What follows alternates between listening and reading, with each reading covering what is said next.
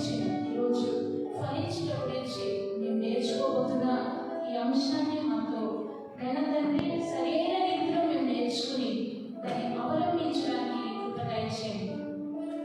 నీ కృపలో మమ్మల్ని ఫలింపచేయండి. మహిమ ఘనత నీకే ఆరోపిస్తూ యేసు పరిశుద్ధ నామములో అడిగి పెట్టుచున్నాం పరమ తండ్రి. ఆమేన్. ఆమేన్. హల్లెలూయా. సో మనం కూర్చుందామండి. పోయినసారి మనము ఎక్కడ ఎండ్ చేసామంటే హెచ్కేఎల్ గ్రంథం 47వ అధ్యాయం. హెచ్కేఎల్ గ్రంథం 47వ అధ్యాయము 12వ వచనం. Ezekiel chapter 47:12. మనము ఏం నేర్చుకున్నాం అక్కడ అంటే ప్రతి నెల కూడా ప్రభు కోసం మనం ఫలాలు ఫలించాలి. నది తీరమున ఇరు ప్రక్కల ఆహారం ఇచ్చు సకల జాతి వృక్షములు పెరుగును, వాటి ఆకులు వాడిపోవు, వాటి కాయలు ఎప్పటికీ రాలవు.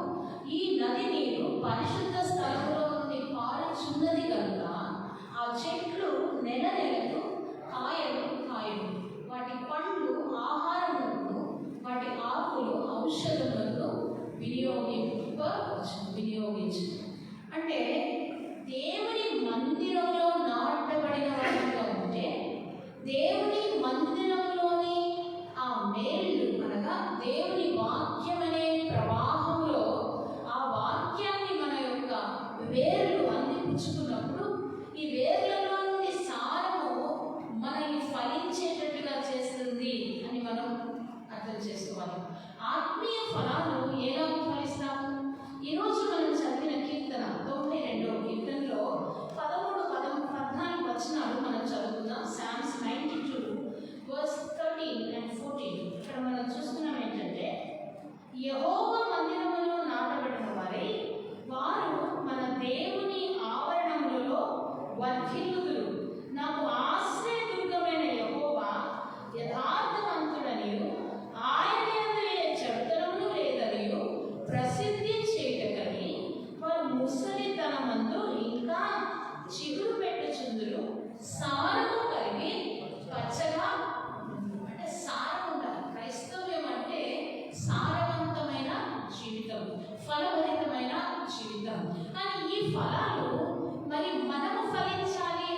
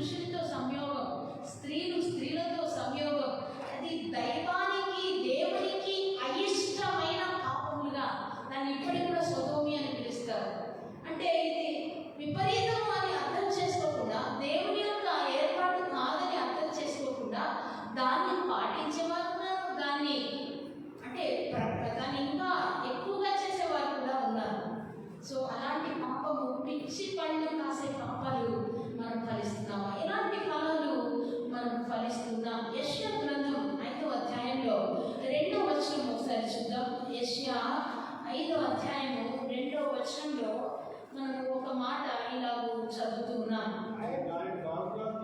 బాగుగా త్రవ్వి రాళ్లను ఏరి శ్రేష్టమైన ద్రాక్ష తీగలను నాటించెను.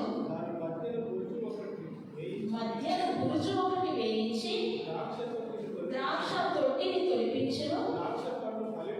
ద్రాక్ష పండ్లు ఫలింపవలెనని ఆయన ఎదురు చూచుచుండెను. కానీ అది 6 ద్రాక్షలు. It bore wild fruits. దేవుడు ఏం చేశాడంట? మంచి చూడండి, మొదటి వచనం నేను చదువుతాను. నా ప్రియుని గురించి పాడేదను వినుడి, అతని ద్రాక్ష తోటను బట్టి నాకు ఇష్టమైన వారి గురించి పాడేదను వినుడి. సత్తువ భూమి గల కొండ మీద నా ప్రియునికి ఒక ద్రాక్ష తోట ఉండెను. ఆయన దాన్ని బాగా త్రవ్వి రాళ్లను ఏరి శ్రేష్టమైన ద్రాక్ష తీగలను నాటించాడు. ప్రభు మనల్ని ఎన్నుకున్నప్పుడు ఆయన తన రక్తము ద్వారా కడిగాడు, మనల్ని పవిత్రపరిచాడు, సంఘములో నాటాడు. సంఘములో మంచి స్థలంలో చదును చేయబడిన స్థలంలో సారవంతంగా ఫలించాలని, మందిరములో కట్టబడాలని, మందిరంలో నిలబడి ఫలించాలని దేవుడు మనల్ని ఎన్నుకున్నప్పుడు మన ఫలాలు కొన్నిసార్లు దేవుడి కోసం కాకుండా కారు ద్రాక్షలు అయిపోయినాయంట. చూడండి, గమనించండి, ఎలాంటి ఫలాలు ప్రభు కోసం మనం ఫలిస్తున్నాం. మంచి ఫలాలు ఫలించాలని, సత్ఫలితము దేవుని సన్నిధిలో మనం ఇచ్చువారంగా ఉండాలని దేవుడు కోరుకుంటున్నాడు. 3వది చూడండి, స్వార్థపూరితమైన ఫలాలు. హోషేయ గ్రంథం 10వ అధ్యాయం 1వ వచనం. హోషేయ 10:1.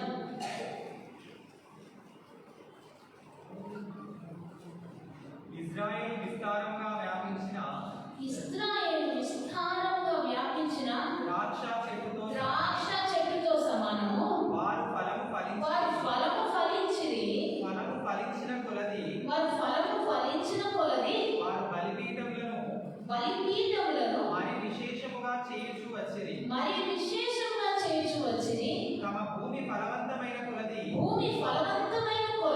వారు తమ దేవతా స్తంభములను మరి విశేషముగా చేసిరి. అంటే ఈ ఫలాలు బాగా ఫలిస్తున్నారు, కానీ సెల్ఫిష్, స్వార్థపూరితమైన దేవతా స్తంభాలు అంటే ఏంటి?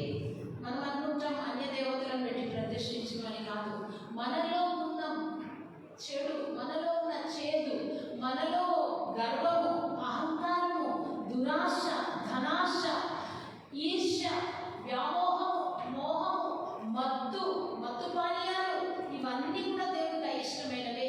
వీటిని మనం దేవతా విగ్రహాలుగా, దేవుడు మనల్ని నాటిన పర్పస్, దేవుడు మనల్ని ఫలించాలని చేసిన ఉద్దేశాన్ని ప్రక్కన పెట్టి ఫలిస్తున్నాం. ఎలాంటి ఫలాలు? స్వార్థపూరితమైన ఫలాలు, చేదు ఫలాలు, దేవుడికి అయిష్టమైన సొదొమ గొమొర్రా ఫలాలు. చూసారా? ఇదే హోషేయలో 10వ అధ్యాయం 13వ వచనంలో చదువుదాము, 12 కూడా చదువుదాం. నీతి ఫలించినట్లు మీరు విత్తనం వేయండి, ప్రేమయను కోత మీరు కోయుడి. యెహోవాను వెదకుటకు ఇదే సమయం కనుక ఆయన ప్రత్యక్షమై మీ మీద నీతి వర్షం కురిపించినట్లు ఇదివరకు ఎన్నడూ దున్నని వీడు భూమిని దున్నుడి. అంటే నీతి వర్షం కుమ్మరించాలని దేవుడు సిద్ధపడుతున్నాడు. సువార్త పరిచర్య ద్వారా వీడు భూములు దున్నబడాలని, సువార్త విత్తనాలు విత్తబడాలని, విత్తబడిన ప్రతి చోట మంచి ఫలం ఫలించాలని, నీతి ఫలాలు ప్రభు కోసం మనం ఫలించాలని ప్రభు కోరుకుంటున్నాడు. అయితే 13లో మనమేం చేస్తున్నాం అన్నది రాయబడింది. అంటే మనం అంటే మీరంతా చాలా మంచి వాళ్ళండి. అంటే క్రైస్తవుల్లో అధిక శాతం చేసే విధానాన్ని, ఆనాటి ఇశ్రాయేలీలు చేసిన దోషాన్ని ఇక్కడ ఎత్తిపడుతున్నారు. ఈ వాక్యం మనందరినీ కూడా సరిచేసే వాక్యం. వాక్యం ఎప్పుడైతే మనం అంగీకరిస్తామో అప్పుడు ఆ వాక్యం మనలో పనిచేస్తుంది. జ్వరం వచ్చినప్పుడు డాక్టర్ దగ్గరికి వెళ్ళి ఇంజెక్షన్ వేయించుకుని మందు తీసుకుంటే జబ్బు నయం అవుతుంది. దేవునికి మహిమ కలుగుగాక. హల్లెలూయా. మనలో ఏమైనా లక్షణాలు ఉంటే వ్యాక్సినేషన్ లాగా వాక్యం పనిచేస్తుంది. హల్లెలూయా. Spiritual vaccination. మన వాక్యం వినడం ద్వారా ఇప్పుడు మనకు ఆ జబ్బు లేకపోయినా, అలాంటి ఫలాలు మనలో మంచి ఫలాలే ఉన్నప్పటికీ కూడా ఫ్యూచర్లో కూడా మనం చెడు ఫలాలు ఫలించకుండా ఇప్పుడు వినే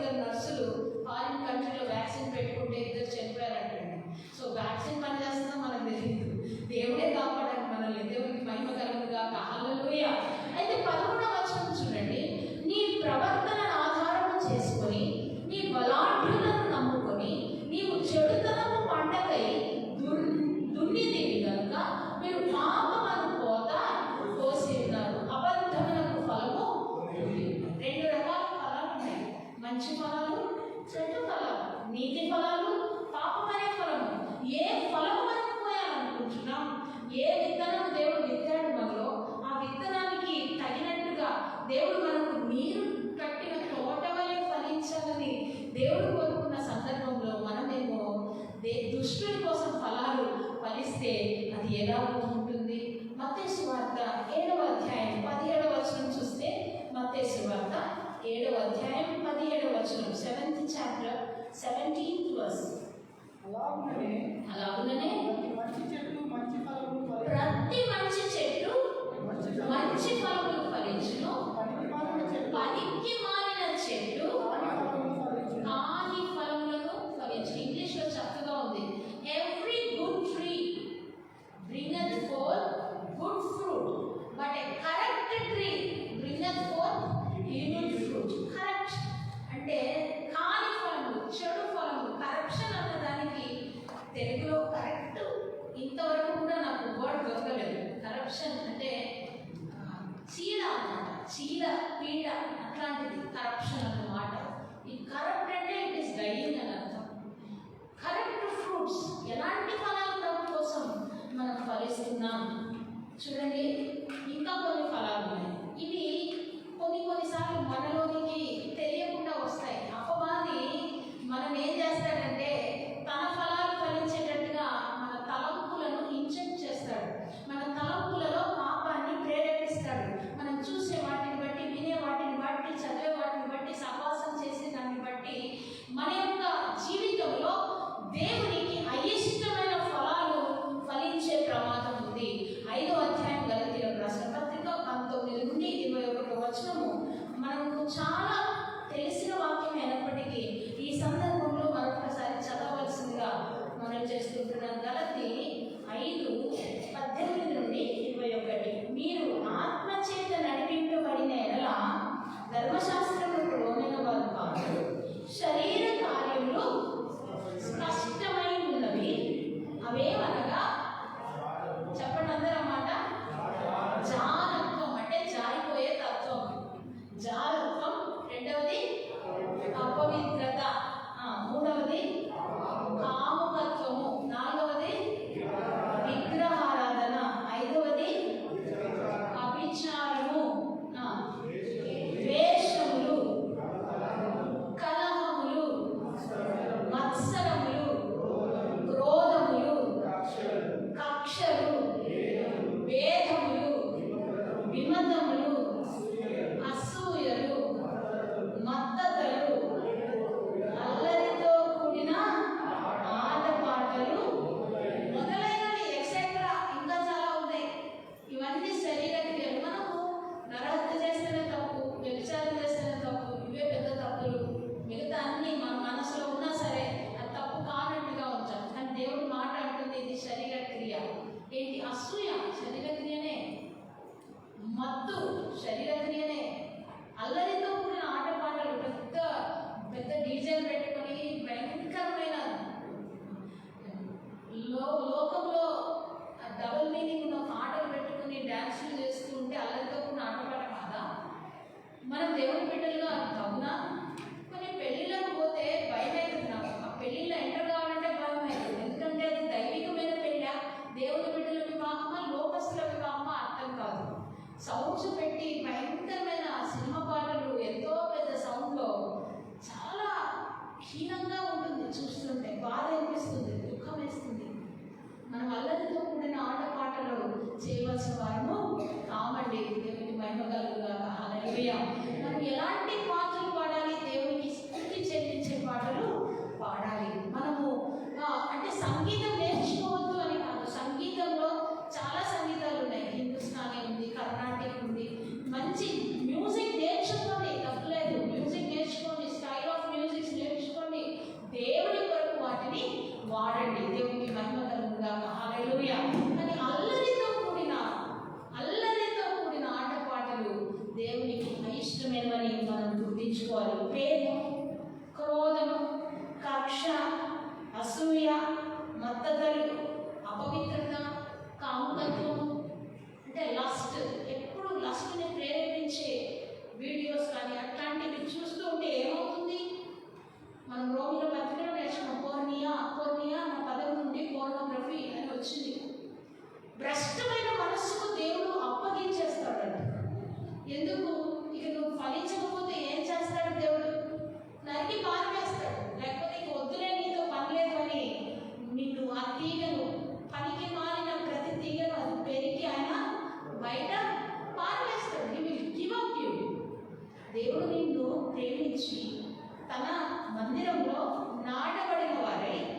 వర్ధిల్లాలని, ఫలించాలని, దేవుని కోసం నిలబడాలని దేవుడు కోరుకున్న సందర్భంలో మన ఇష్టానుసారంగా స్వార్థపూరితమైన చేదైన 6 ద్రాక్ష పండ్లు కాస్తూ ఉంటే దేవునికి మనకి ఏమి సంబంధం? ఆలోచించాలా ఎప్పుడైనా? ఎలాంటి ఫలాలు మనం ఫలిస్తూ ఉంటున్నాం? చూడండి, ఒక సందర్భాన్ని యేసు ప్రభువు తాను ఈ లోకంలో శిష్యులతో కలిసి వెళ్తున్నప్పుడు ఒక ఫలం కోసం వెతికాడు. లూకా సువార్త 13వ అధ్యాయము 6 నుండి 9 వచనాలు. లూకా సువార్త 13వ అధ్యాయము 6 నుండి 9 వచనాలు. మరియు ఆయన వారితో ఈ ఉపమానము చెప్పెను. ఒక మనిషిని ద్రాక్ష తోటలో అంజూరపు చెట్టు ఒకటి నాటబడి ఉండెను. అతడు దాని పండ్లు వెదకవచ్చినప్పుడు ఏమీ దొరకలేదు. కనుక అతడు ఇదిగో 3 ఏళ్ల నుండి నేను ఈ అంజూరపు చెట్టున పండ్లు వెదకవచ్చుచున్నాను, కానీ ఏమీ దొరకలేదు. దీనిని నరికివేయము. దీని వలన ఈ భూమి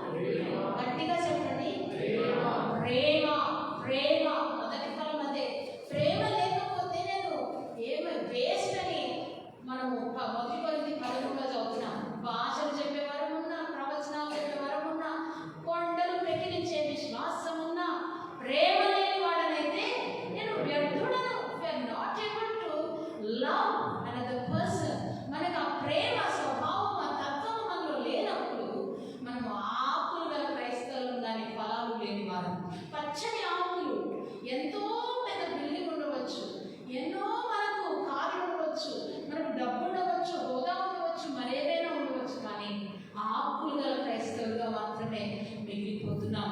ఫలము, ప్రేమ అనే ఫలము. తర్వాతది ఈ ఫలాలు ఫలం అనే ఉందండి. అంటే ఒక కమలా పండు తీసుకుంటే దాని తొనలు ఎలా ఉన్నాయో ఒకే ఫలము, అందులో ఇవన్నీ ఒకదానికి ఒకటి అంటు కట్టబడి ఉన్నాయి. ఎక్కడ ప్రేమ ఉంటుందో అక్కడ సంతోషం ఉంటుంది. ప్రేమ, సంతోషం. ఎక్కడ ప్రేమ సంతోషం ఉంటాయో అక్కడ సమాధానం ఉంటుంది. ఎందుకంటే నీ పిల్లలకు అధిక విశ్రాంతి కలుగు. ఎందుకు? ఈ పిల్లలు ఎవరి ఉపదేశంలో ఉన్నారు? దేవుడి ఉపదేశంలో ఉన్నారు. దేవుడి ఉపదేశం ఏంటి? నీ దేవుడైన యెహోవాను ప్రేమించు, నిన్ను వల్ల నీ పొరుగువాన్ని ప్రేమించు. ఉపదేశం లేకుండా ఫలించడం అసాధ్యం. ఉపదేశంలో నిలబడకుండా ఫలించుట అసాధ్యం. ఉపదేశం హృదయంలో ఉన్నప్పుడు, వాక్యము అంతరంగంలో ఉన్నప్పుడు, విత్తనం మనలో ఉన్నప్పుడు అప్పుడు మనం ఫలిస్తాము. ఆకులు కాదు, ఫలాలు ఫలించాలని ప్రభు కోరుకుంటున్నాడు. సో ప్రేమ, సంతోషము, సమాధానము, కొంచెం దీర్ఘంగా చెప్పాలి ఈ మాట. శాంతం ఉంటుంది కానీ దీర్ఘ శాంతం కష్టం. అంటే ఒక్కసారి వచ్చుకుంటాం, 2 సార్లు వచ్చుకుంటాం, 3 సార్లు వచ్చుకుంటాం, 4వసారికి మొత్తం గట్టలు తెచ్చి కోపం వచ్చి గిన్నెలు ఎత్తేసి జుట్లు పట్టుకొని ఒకరు కొట్టుకునేదాకా నెమ్మది. ఏది దీర్ఘ శాంతము?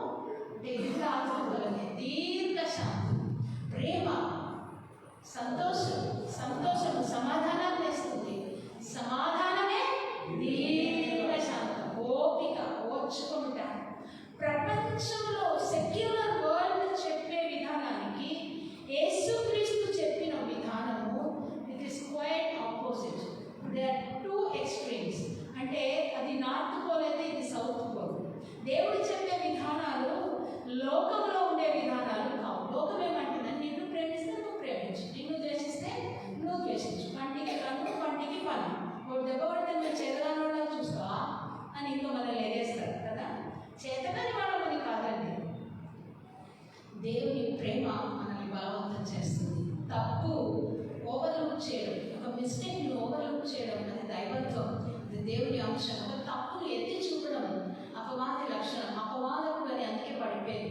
అబద్ధికుడు, అబద్ధములకు జనకుడు, తప్పులు పట్టేవాడు, critic. That God wants us to be loving. ప్రేమ, సంతోషం, సమాధానం, దీర్ఘశాంతం. దీర్ఘశాంతం ఉన్న దగ్గర దయ ఉంటుంది. దయ, ఇతరుల మీద దయ చూపించడం, దయాలతో ఇవన్నీ ఉంటేనే మంచిదా. లేకపోతే నేను మంచి విశ్వాసం అని చెప్పుకున్నా కానీ ప్రేమ లేకపోతే మంచి విశ్వాసి కాదు. సంతోషంగా ఉండాలి, ప్రేమ కలిగి ఉండాలి, సమాధానం కలిగి ఉండాలి, దీర్ఘశాంతం కలిగి ఉండాలి. ఇంకేముందండి? దయం కలిగి ఉండాలి, విశ్వాసం. అప్పుడు విశ్వాసం, తర్వాత సాత్వికం. ఇవన్నీ ఉన్నప్పుడు అపవాది మెల్లగా తెచ్చే ఒక నెగిటివ్ క్వాలిటీ ఏంటంటే గర్వం. మెల్లగా తెస్తాడు. నేను నాతో లేదు, నేను ఎంత స్వార్థ చేశాను తెలుసా, నేనే ఇదంతా ఎస్టాబ్లిష్ చేశాను, నేనే ఇలా చేశాను, నా ద్వారా ఇవన్నీ కార్యాలు జరిగినాయి, నేను అట్లా చేసినా, నేను ఇట్లా చేసినా. ఇవన్నీ గర్వంతో కూడిన మాటలు, అపవాది యొక్క అంశం అని గుర్తించాలి. ఇవి కాని ఫలాలు, కారు ద్రాక్షాలు. గర్వం అనేది కాని ఫలం, దేవునికి అయిష్టమైన ఫలం. దేవుని కోసం మంచి ఫలాలు ఫలించే వారంగా మనం ఉండాలని మనం నేర్చుకుంటున్నాం. చూడండి, ఆశ. ఇది చాలా కష్టం కదా. ఫ్రెండ్స్ ఎవరైనా పిలుస్తారు, దావత్కి రమ్మంటారు. ఏం కాదు భయ్, వాళ్ళు ఒక్కరోజు ఏమవుతుంది, నువ్వు మరి అంటావు, మరి మీరు వాళ్ళ దగ్గర వైన్ తాగరా? ఎందుకు తాగుతారు? తాగుతారు కదా. ఒక్కటేసారి చిన్న పెద్ద ఏం కాదు, అయిపోయింది. నీ ఆశ ఏమైపోయింది? నిగ్రహము కోల్పోయింది. ఆశ, నిగ్రహం దేవుని కొరకు ఫలం. దేవునికి భయం కలుగుతారు. ఎలాంటి ఫలాలు మీరు ఫలిస్తున్నారు? ఎలాంటి ఫలాలు మనం ఫలిస్తున్నాం? దేవుని కోసం, దేవుని సాక్షిగా మనం ఉన్నామని మర్చిపోకూడదు. లోకంలో దేవుని కోసం ఫలించే వారిగా దేవుడు పెట్టాడు. కాని ఫలాలు ఫలించడానికి కాదు, కాడు ద్రాక్షలు ఫలించడానికి కాదు, చేదు ఫలాలు ఫలించడానికి కాదు, చీడ పీడలు ఫలించడానికి కాదు, చెదలు పట్టడానికి కాదు. దేవునికి మహిమ కలుగుగాక. అసలు ఫలం లేకుండా ఉండడానికి కూడా కాదు. మంచి ఫలాలు, శ్రేష్టమైన ఫలాలు, నెల నెల కాపు మానక కాయకారంగా ఉండాలని, ఈ సంవత్సరంలో అయినా మీరు ఫలించాలి అని దేవుడు కోరుకుంటూ ఉన్నాడు.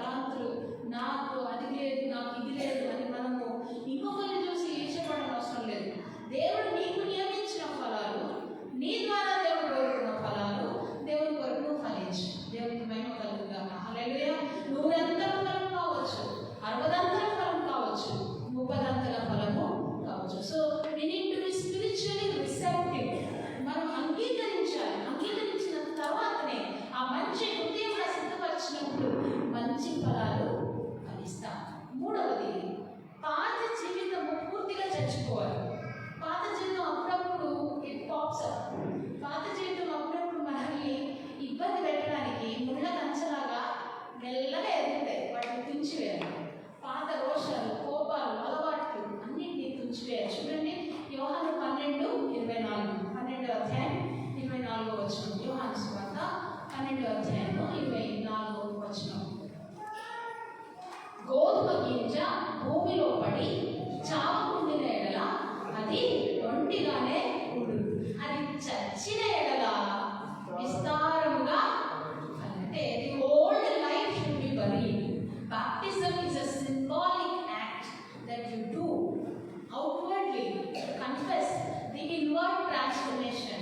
నీ అంతరంగంలో జరిగిన మారు మనస్సు యేసు ప్రభువును అంగీకరించడం ద్వారా హృదయ అంతరంగంలో జరిగిన ఆ మార్పును బహిరంగంగా ప్రకటించడమే బాప్తిస్మం. బాప్తిస్మో అనగా ముంచబడడం, పాతి పెట్టబడడం.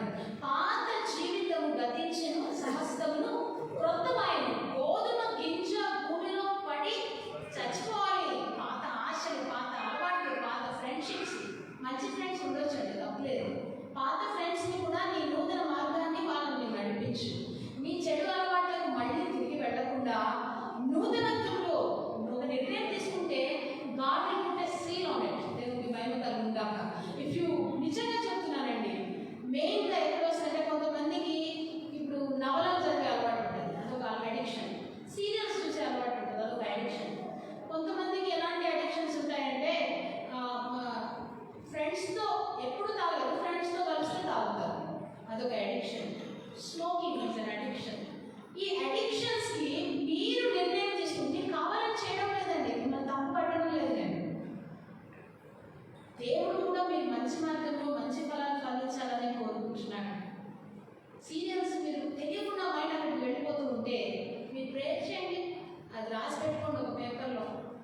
Lord, I want to leave this. I don't want to B a person who is having wild fruits. నేను చెడు ఫలాలు కాదు నేను ఫలించాల్సింది, నీకోసం నేను మంచి ఫలాలు ఫలించాలి. ఈ అడిక్షన్ నా నుండి దూరం కావాలి. సయా, నేను నీకు ఘనమైన పాత్రగా వాడబడాలి. Break this bondage in the name of Jesus. Hallelujah. దీన్ని ప్రభు తుంచివేయమని మీరు ప్రార్థన చేస్తే దేవుడు ఏం చేస్తాడో తెలుసా? ఆ ప్రార్థన మీద అవును ఆమేన్ అని ముద్ర వేసేస్తాడు. హల్లెలూయా. మీరు ప్రార్థించండి. From your will make that commitment, make that transformation in your heart. Tell to God, you are weak but he is strong. You are weak, మనం బలహీనులం, కానీ దేవుడు బలమైన వాడండి. హల్లెలూయా. దేవుని బలం మీద ఆధారం చేసుకుంటే ప్రతి addiction you can break it in the name of Jesus. Hallelujah. కొందరుకున్న అడిక్షన్ నేను చెప్తాను.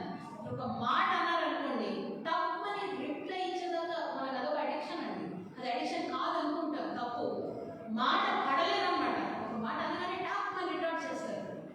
అది కరెక్టా కాదా, రాంగా రైటా ఏం ఆలోచించకుండానే మాట అనేస్తారు.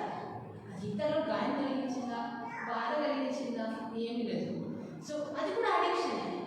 ఏది మనం రియలైజ్ చేస్తామో దేవునికి అయిష్టమైనది నాలో ఉంది అని మనం రియలైజ్ చేసినప్పుడు write it down and say, Lord, break this bondage in the name of Jesus.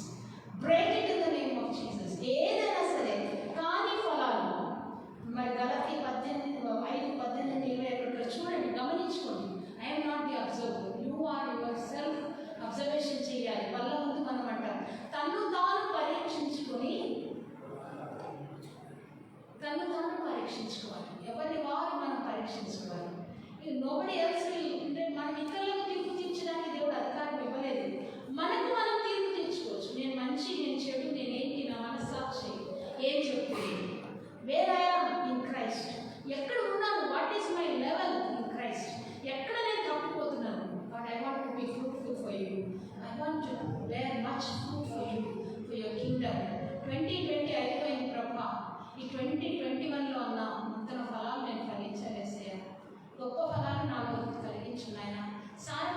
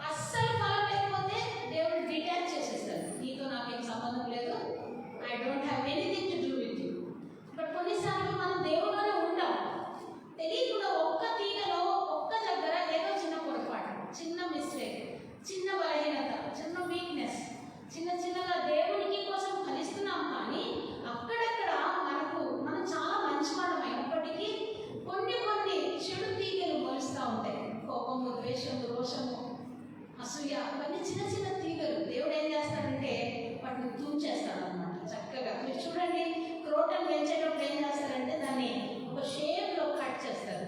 ఎందుకంటే ఈ యజమాని ఇష్టమైన షేప్లోనికి ఆ చెట్టు ఎదగాలని. దేవుడు అప్పుడప్పుడు మనకు గాయాలు చేస్తాడు, అప్పుడప్పుడు మనకు అపజయాలు ఇస్తాడు, అప్పుడప్పుడు మనల్ని కృంగ చేస్తాడు. ఎందుకో తెలుసా? ఆయన షేప్ కోరుకున్న షేప్లో మనం ఫలించాలి. ఆయన కోసం he does the chastening and the pruning. Sometimes he does that so that he will bear much fruit. అది ఆ టైంలో అల్పకాల శ్రమలు అనిపించిన బహుగా మరి ఫలించడానికే దేవుడు అది అనుమతిస్తున్నాడు. దేవునికి మహిమ కలుగుగా. హల్లెలూయా, హల్లెలూయా. చివరిదిగా యోహాను 15:5 చూడండి. 15:5. హల్లెలూయా. మీరు తీగలు, మీరు తీగలు. ఎవడు నా యందు నిలిచి ఉండునో, ఎవడు నా యందు నిలిచి ఉండునో, నేను ఎవరి యందు నిలిచి ఉండునో, నేను ఎవరి యందు నిలిచి ఉండునో వాడు బహుగా ఫలించును. వాడు బహుగా ఫలించును. So, the abiding in Christ, క్రీస్తులో నిలిచి ఉండకపోతే ఫలించలేము. దేవుని కోసం ఆయనలో మనం నిలిచి ఉండాలి. అయితే ఎలాంటి ఫలాలు అనుకున్నది ఒకసారి జ్ఞాపకం చేసి నేను ముగించుకుంటాను. 1 కొరింథీ 9:10. 1 కొరింథీ 9:10. 1 Corinthians chapter 9:10. కేవలం మన కొరకు దీన్ని చెప్పుచున్నాడా? అవును, మన కొరకే కదా ఈ మాట వ్రాయబడిన. ఏదైనా దున్నువాడు ఆశతో దున్నవలెను, కళ్ళము త్రొక్కించువాడు పంటలో పాలు పొందుతున్న ఆశతో త్రొక్కింపవలెను. Next 11th verse.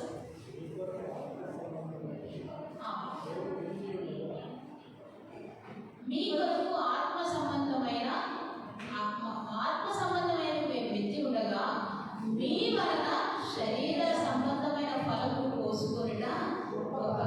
It's not carnal fruit that God is looking for. God is looking for a righteous fruit. 13th verse లో చూడండి.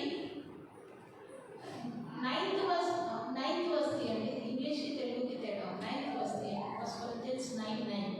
కళ్ళము త్రొక్కుచున్న ఎద్దు మూతికి చిక్కము పెట్టవద్దు అని మోషే ధర్మశాస్త్రంలో వ్రాయబడి ఉన్నది. ఓకే, దేవుడు ఎడ్ల కొరకు విచారించుచున్నాడా? ఓకే. కేవలం మన కొరకు దీనిని చెప్పుచున్నాడా? ఎందుకు చెబుతున్నాడు ఈ మాట? మనము తొక్కేటప్పుడు అంటే పని చేసేటప్పుడు ఆశ కలిగి శరీర ఫలాలు కాకుండా నిత్య జీవం యొక్క ఫలములు ఫలించాలని దేవుడు కోరుకుంటున్నాడు. ఫిలిప్పీ 1:11 చదివి మనం ఈ మాటలు ముగించుకుందాం. Philippians chapter 1:11. Philippians chapter 1:11. యేసుక్రీస్తు ద్వారానే మనం ఫలించగలుగుతాం. వారే క్రీస్తు దినమునకు నిష్కపటులను నిర్దోషులు కావాలనని ప్రార్థించుచున్నాను. అంటే 10లో ఉంది, filled with the fruits of righteousness. చదువుతారు అది తెలుగులో 10వ వచనం. ఇందువలన దేవునికి మహిమయు స్తోత్రమును కలుగునట్లు మీరు యేసుక్రీస్తు వలన నీతి ఫలముతో క్రీస్తు కొరకు కావాలని ప్రార్థించున్నాను. అందరం ఒకసారి దేశాన్ని పడతాం. ప్రభా, మీ కొరకు మేము ఫలించాలి, నీ కొరకు బహుగా ఫలించాలి. హల్లెలూయా. ఎక్కడ మనం ఫలించే స్థితిలో ఉన్నామో ఒకసారి మనము జ్ఞాపకం చేసుకుందాం. ఆయనలో నాటబడి, ఆయనలో అంటు కట్టబడి, ఆయనలో ఉన్నప్పుడు ఆయన కోసం మనం ఫలిస్తామని మనం చూస్తూ ఉంటున్నాం. దేవునికి మహిమ కలుగుగా. హల్లెలూయా. అందరూ పట్టుకొసుకొని ప్రభువును అడగండి, ప్రభా నీ కొరకు నేను ఫలించాలి, నాలో చెడుగా ఉన్న ఫలాలు తీసివేమయ్యా. Thank you Jesus. Hallelujah, hallelujah, hallelujah, hallelujah. భూమి యందు క్రీస్తు ఫలించి